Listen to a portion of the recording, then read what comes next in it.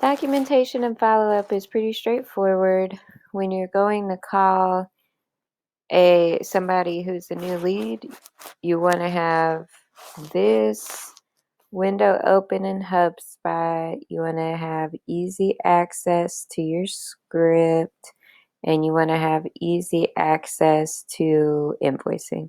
So from this screen right here, you're going to go to calls, make a phone call, call from browser, and when you do that, this screen will pop up too.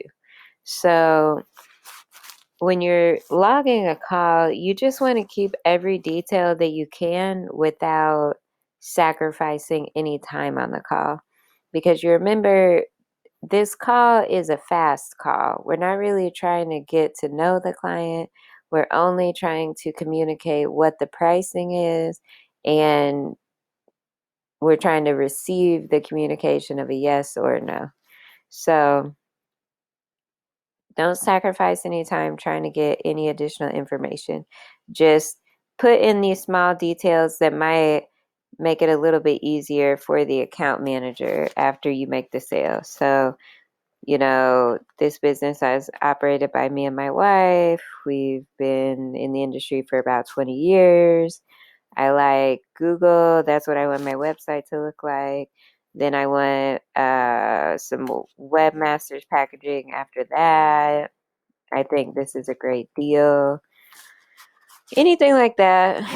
Now, after you complete the log, you send your invoice off. You're going to create a task to follow up.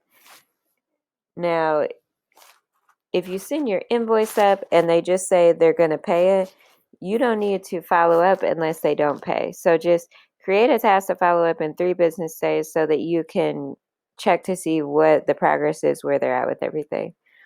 If they don't want an invoice, like they want to talk to somebody else about it, about the decision or whatever, still follow up with them in 3 business days.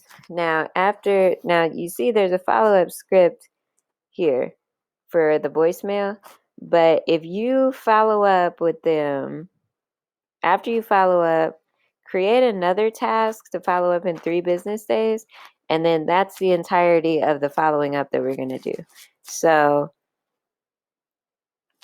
2 follow-ups over 6 days, and that's it. Then you're done with your follow-ups, and we just assume that they don't want it. If they call us back later, great.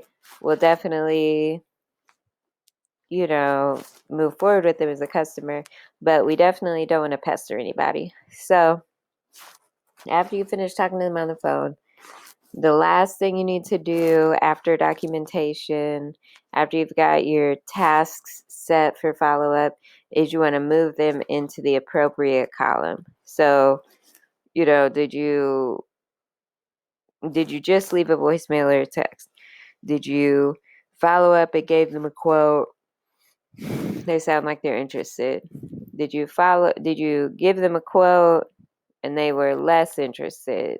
Whichever column they go in, move them over into that column.